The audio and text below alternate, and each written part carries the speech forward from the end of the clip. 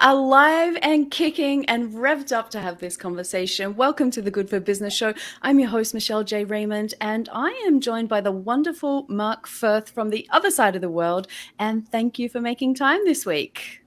Thank you for inviting me. I'm so happy to be here. And you can tell we're at opposite ends of the day. So I'm just waking up, just had my coffee ready to go. I've grabbed you at the other end of your day where you've had a massive one because business is good, B2B is good. And I am looking forward to sharing how you and I both use our B2B event strategy to generate leads. Now, for some people that haven't met you, can you do a quick intro, who you are, what you do, and who you help? Hi there, Mark Firth, CEO of B2B Growth Team. I'm British. I'm here in Florida, and we just moved here from Colombia. My wife is Colombian. We help small businesses, consultants, professional services to grow without being wholly reliant on LinkedIn. And we do events, but we do it differently to Michelle. So I'm really looking forward to this conversation today. And what was really important, and I think I want to put it out there so people know, is that we do go around things very differently. You're probably a couple of years ahead of me in my business. So I'm 2 years in. I think you're a little bit longer than that. So for what I love about just this whole process is that we can both be successful, go around things different ways. And our encouragement to the audience is listen to both, choose what kind of resonates and then implement it. Is there anything you want to add to that, Mark? Yeah, I would wholeheartedly agree. And in fact, I would say we're about to hit 5 years in September. So we're 1 month shy of 5 years. And I would say the only time that my business took off was when I took responsibility for figuring things out myself. That is to say, instead of taking the templates and tactics, I was like, I like a little bit of this, don't like this. And that's when things started to work. So I'm looking forward to this as well. I really am. Yeah. And it is that. It is trial and error. It is experimenting. Like when it comes to LinkedIn Lives, even my personal strategy for that, I have literally tried personal, company pages, registered, non-registered, back when there was private, non-private. So I have literally played around with everything to find what works for me. But let's have a quick chat up front about what have you seen actually change in those 5 years around B2B marketing in 2022? Has anything changed or is everything old new again? Yeah, it's a bit of both. The platforms have changed, but still, okay, so here, the best way to answer that question is, I've never been a huge fan of social media.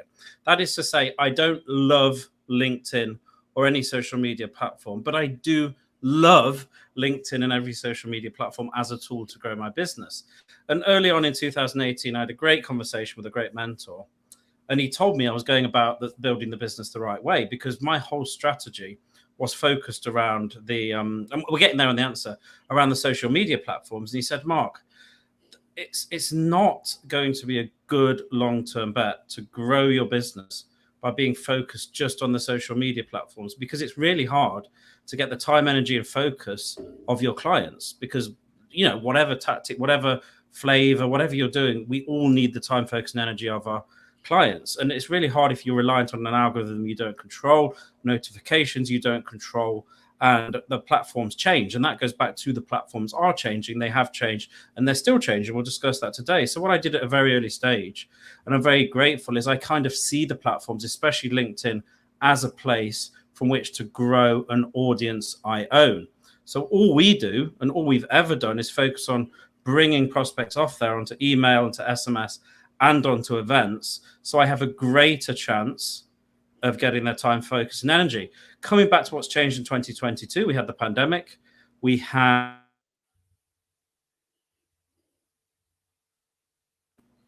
I've just gone, we continue to see growth on the platform. It's now past 800 million. When I started 2017, the statistics said 500 million. LinkedIn have pulled back on the number of messages you can get.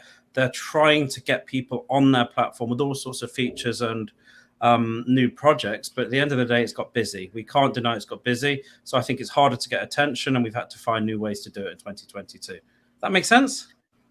Absolutely. And that's kind of what I've seen. So I think we saw everyone flock to the platform while COVID was Yeah, on. That yeah. adjustment to working from home was craziness. I see now there's a bit of a drain and a bit of a move away from it. Even though the numbers are going up, I feel like it's a bit more of a slog for a lot of people because we haven't Yeah, had holidays, we haven't had breaks, we haven't had time away from the computer, which yeah, is kind of crazy. So I think LinkedIn, based on my conversation with them, are looking for different ways to make LinkedIn yeah, more social, more community based, these kind of things that we're seeing come through with the new features. I'm yeah, excited to see the Discover Me page, but again, I'm with you. We're relying on algorithms. It's out of our control. We don't own it. And I'm only just getting to this stage now. So this is why I wanted to have a conversation, because I read your posts. And for yeah, anyone that's listening in, you should go to Mark's profile. Underneath the cover image on the right-hand side, top right-hand corner, is a bell. Go and press that. I assure you, with each post, you will learn something just like I do. So I encourage people to go and do that. But Mark, when it comes to events, there's all kinds of different events that we yeah. talk about. What do you think works best to generate inbound leads? Because we all want new business, right? I think you've got to do what works for you. So we started doing events because of my personal circumstances, and i.e., what do I mean by personal circumstances? My skill set and the circumstances we had, which at that point we were stuck in Colombia. We couldn't travel because we were mid visa process, and there was all sorts of, we had kids, and so I had to figure out a way to get, again, I always come back to this, the time, focus, and energy of my clients, because I'm not good on a short form post. I'm not good on a 2-minute video. I'm not everybody's cup of tea. And I love that, because if you stand for everything, you stand for nothing. So what that means in a B2B marketplace, people need to see me, experience me, get a sense of my ideas, concepts, which means I'm not going to do well if I'm just doing the posts every single day. Whereas some of you might be very good at that. That's not my strength. So I knew I had to get people on for 30 to 45 minutes. Now, we've been doing an event every week since 2018. So I now do a webinar, and I've done tons of them. But what I always say to people, if they want to get started, is to do a simple Q&A session. What's a Q&A session? Well, and by the way, this is the reason why I think it's so important that you should do this. Can I just put a bit of meat on the bone as to why I think it works so well? Because That's why you're here. there's a book called The Ultimate Sales Machine by Chet Holmes, and he talks about the buyer's pyramid. And there's always various statistics around and about the buyer's journey, levels of awareness, and what they all say. I don't think you need the books. We all know this instinctively on LinkedIn. Only a small percentage of any given market is urgent. Even more so in B2B. A lot of B2B offers like leadership coaching or anything. No one's banging down your door saying, please take my credit card. And if they are, please message me. But there's lots of people that are not in that 3%, as Chet Holmes says, but there's a huge percentage of people that are still open and receptive to information. So I'm not interested in competing with all the people trying to book calls. Not at all. That's too busy, and it's a small percentage of the market. I'm just interested in opening a relationship. And the fastest way to do that is answer questions about what you know already. There's no preparation. You do the event, you invite people on for 30 minutes or 45 minutes. You have 10 questions written down, because I tell you what will happen. No one wants to ask the first question. So you'll go on, you introduce yourself, you'll go, who's got a question? It'll be silence. So I was going, and you go, I knew that happened, so I prepared one. Here we go. And you're off to the races. You're going. That's all I do. I mean, I now do webinars, but when we get going with clients, they just schedule in the Q&A, invite people to the Q&A, and people, I don't know why, Michelle, maybe you can give a perspective on this, but they're more open and receptive. And even when we're inviting them to Q&As, we end up booking calls. I don't know if it's because they feel it's less invasive. I don't know if they feel they've got more control and they can see from afar. I don't know, but that's all I do. I don't bother with calls. I think it's a bit of a test, and I've done the Ask Me Anything Q&A type Yeah. sessions, and really popular. I think they're probably one of the most popular types of events that you can hold. Yeah. Is it's almost like the self-service. Like, I come to the Yeah. desk, I've got a question, the expert answers. And I think it's that accessibility. We make ourselves accessible to people. We're not up on a pedestal, regardless of how many followers we do or don't have. We are there in service and there to actually do why businesses exist. We're there to solve problems for the people out in the world. And the exchange of money is why a business exists. Like, it is, at the end of the day, that's all we're there for. And I know LinkedIn talks about stats of, 5% of people at any one time being in the market to actually buy services. Yeah. So how do we nurture the 95% that, as you said, aren't in the market to buy anything? And, we can play around with those numbers and stats. That's not the important part to Yeah. focus on. I think the importance is there's a whole bunch of nurturing over a long period of time, and then people pop up and ask me anything type services. You have to think on your feet. It really shows people that you know your stuff, because it's not pre-planned and they get value. So anything else you want to add to that? Yeah, I really, and I'll tell you what's interesting, because as I mentioned, we've done this since 2018, and really the event is not the strategy. The event is the way to collect people's email and SMS. And what we see is that people come on events, like 4 or 5 events, and they get to know you. And then like 6 months later, sometimes 2 years later, they just pop in as a client, and they've spent all this time getting to know you. And then they're like, yes, it's the right time. And look, I appreciate that we need to get cash flow and we need to grow a business. But for me, we've got to balance short-term success with long-term sustainability and growth. And I always think, fast forward 12 months. I mean, we had 5,000 on our email list, 3,000 SMS. And I always ask myself, and I did ask myself early in the growth of the business, do I want to be chasing tails on social media? Because to me, that's not a business. And again, I'm not telling you to stop, as Michelle said at the beginning, because if something's working, continue. But all I say is, if you are doing something, there's no way that this kind of approach can't enhance what you're doing, and certainly give kind of a safety net if there is a quiet week, a quiet month, or the recession bites. So that's all I'd add, because I don't think there's many businesses on the planet that don't have some form of data on their clients and own that data, apart from social media influencers, and even they do, they have more sway. So there we go. I also find there's a couple of things. It keeps me top of mind. People know that I'm going to be there every week. They can see me. They can access me. They can pop in and out. I've found, because I have a consistent time that I do this particular event, they look out for it now. I see familiar faces coming each time.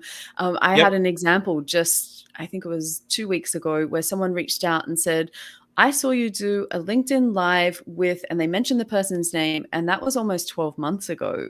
And I was like, okay, I didn't even know you existed, but it had an impact that stayed top of mind. And I think you get to see people's personality, energy, and, what they stand for, because it's those little brilliant parts that, we let out while we're speaking that we may potentially edit out of post, and so this is the thing that I enjoy, is the free flowing. And events can be webinars, they can be lives, they can be audios. There's a ton of different ways that we can do these.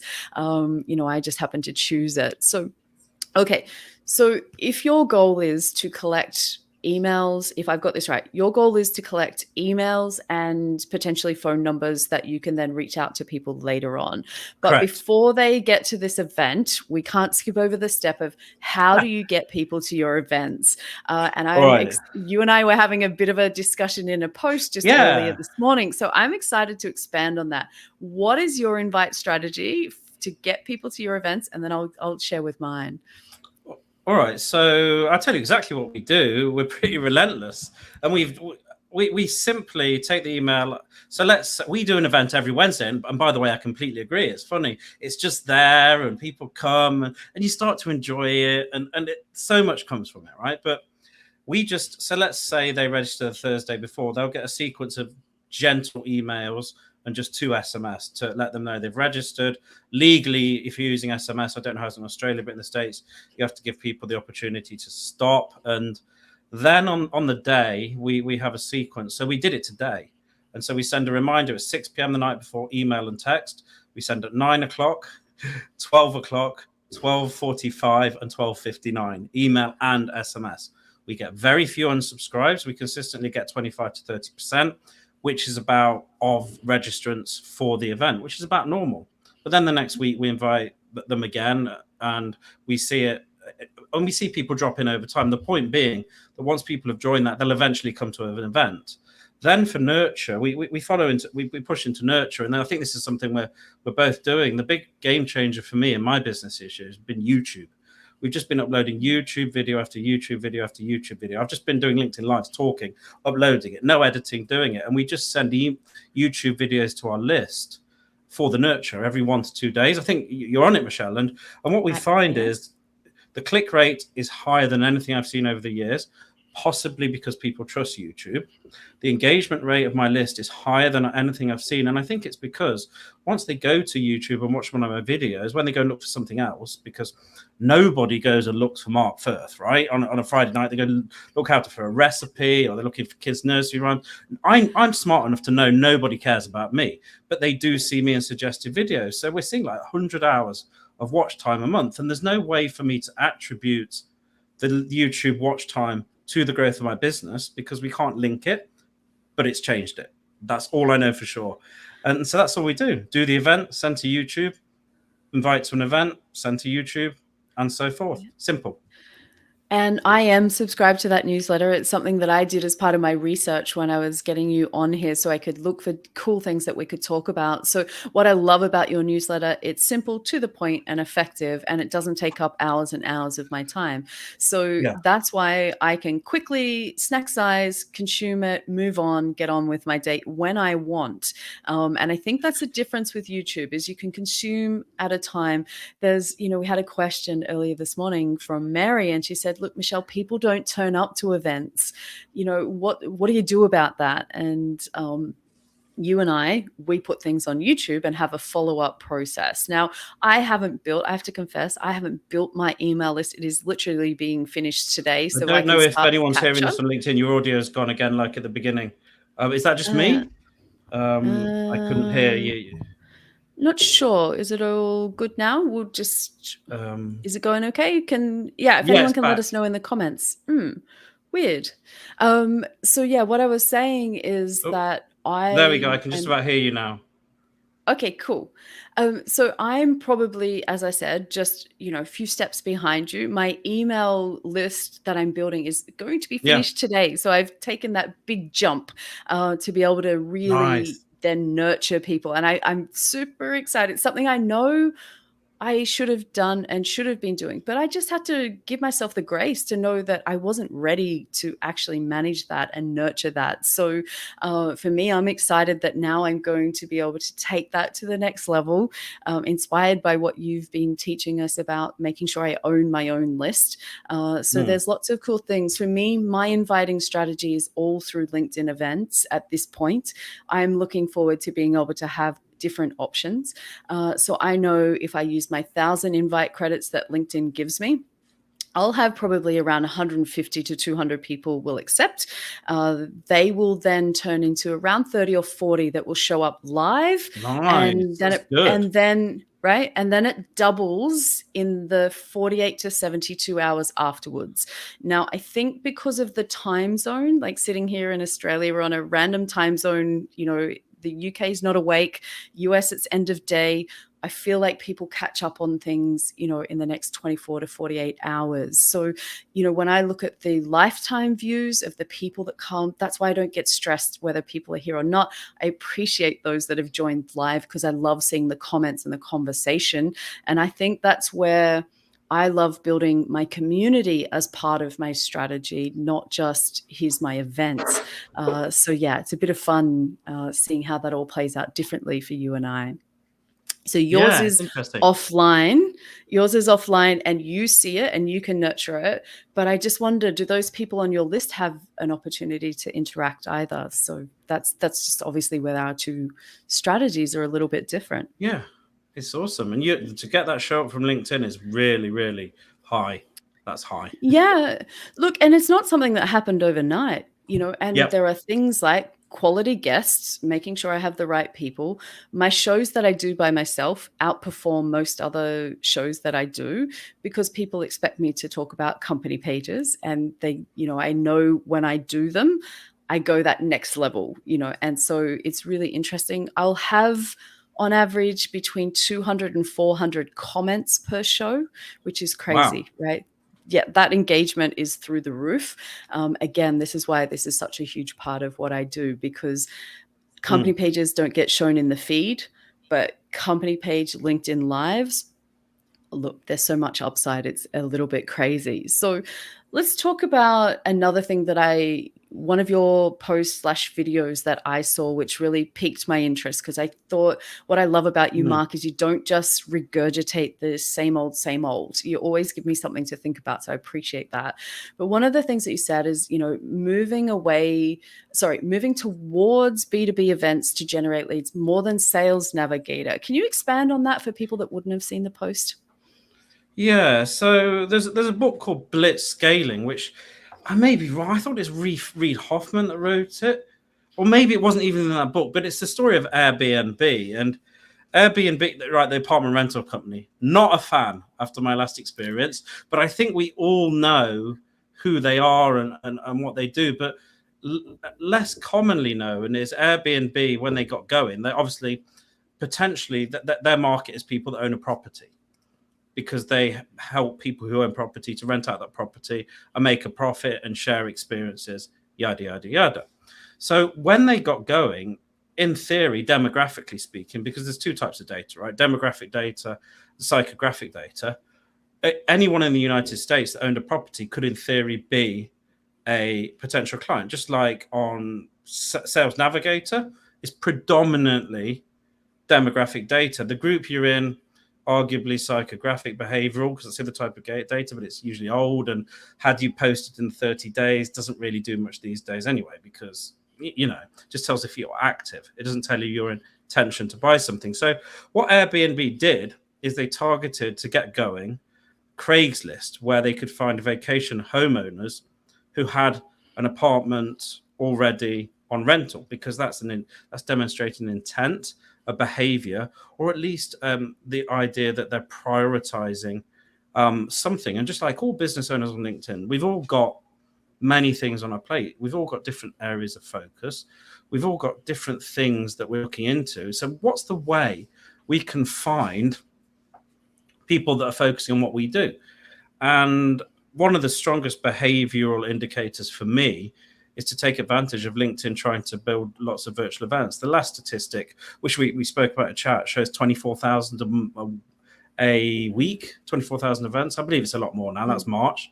So if you look at the events people are attending, that, I don't know, if you're in retention and there's an event on how to retain employees, they're not going to go there to learn how to make cupcakes. So it's probably a good event to register for and then connect with people. But here's the caveat. This is really important. I didn't put it in the live, but I'm going to say it here.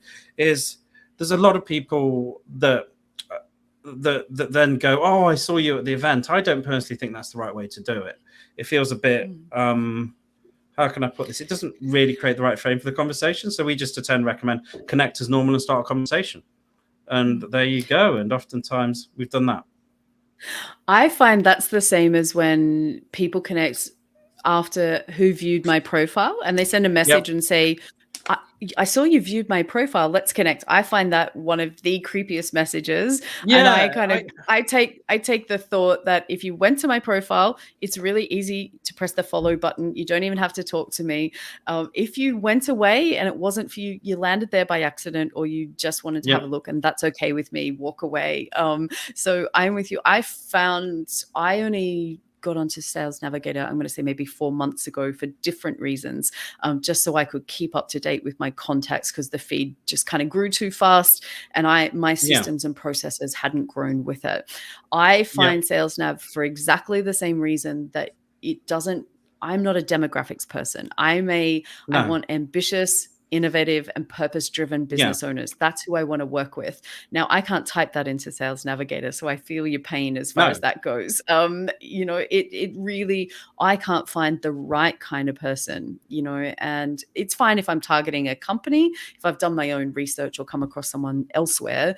But for me, I found it kind of frustrating, because I don't think the whole world revolves around demographics anymore. So, just different ways. Events for me, I keep an eye on who's been. I make sure I invite them to the next one. Of course, sending out 1,000 invites every week. I'm not going to lie. There has been 2 people in 18 months that have said, Michelle, you're sending too many, right? So that 2 in 18 months, I'm okay with that. That strike rate, I can live with. But the upside the upside is fine. And those two people, I just kind of, just walked away and went, okay, whatever. I'll just turn your notifications off. Yeah, it's going to happen. It's going to happen.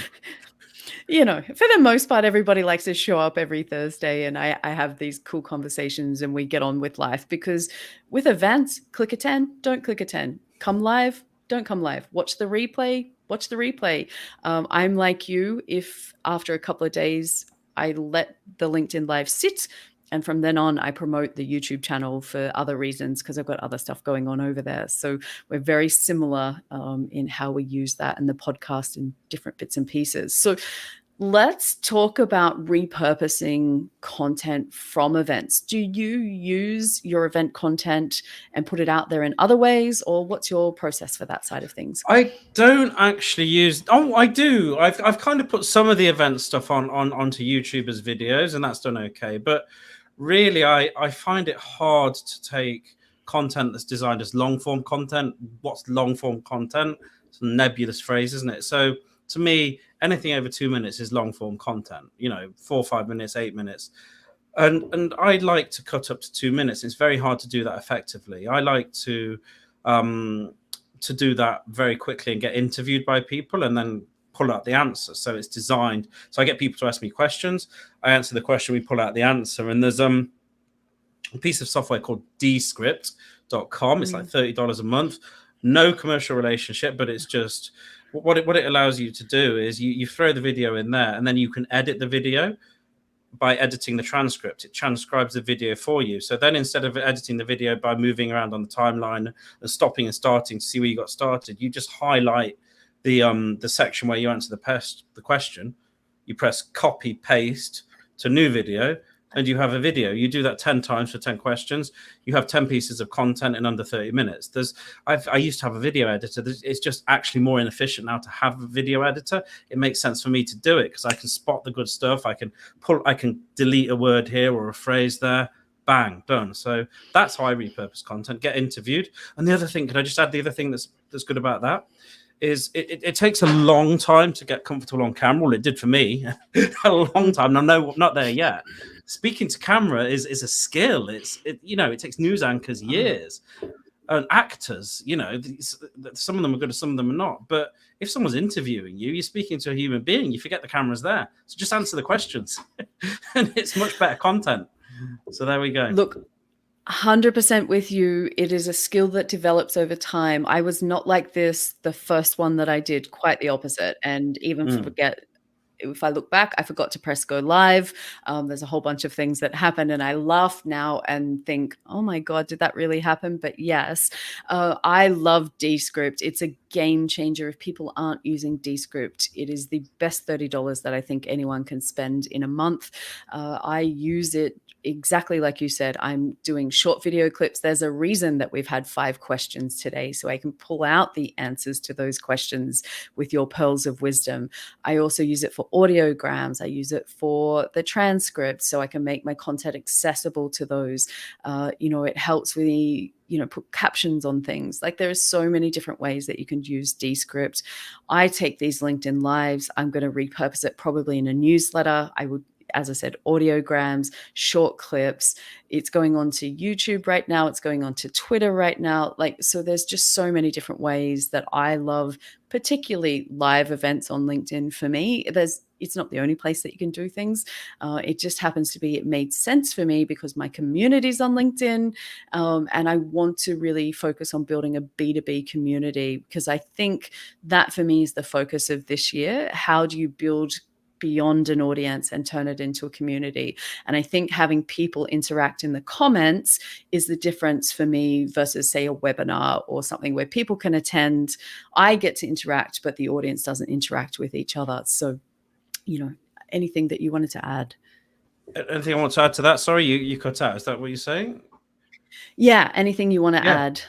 Interaction. Well, yeah, I think interaction is the number one defining factor, and the number one factor that's going to help you build your community and relationship. When I do a webinar, at the start, I'm asking questions, I'm eliciting, and if anyone's ever been, I don't know if anyone's ever been to a webinar, but we have 30 on today, and there's just people, we're asking questions, we're getting to interact. Sometimes I bring them on audio, so interaction is important, and there's just a stream of conversation.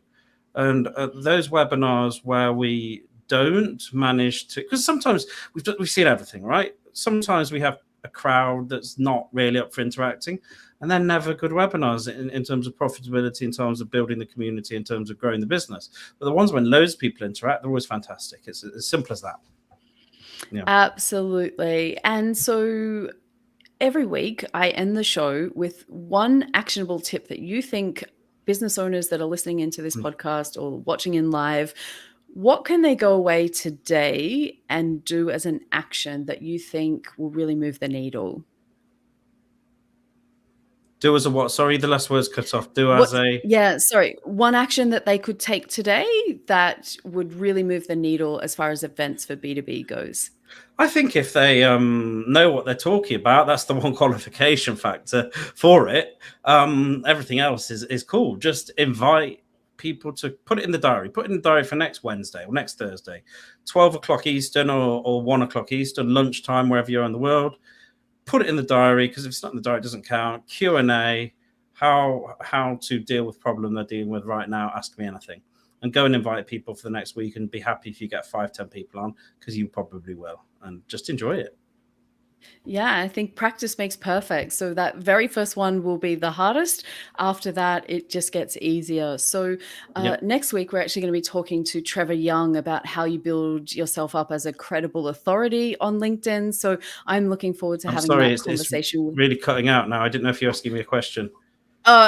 No, it's all good. Okay. I will wrap the show up so that we don't have to worry about this. But next week, Trevor Young joins us to talk about building yourself as a credible authority. So thank you to everyone that's joined us. Thank you, Mark. I appreciate you. And I will catch everybody next Thursday, my time, Wednesday, yours. Cheers.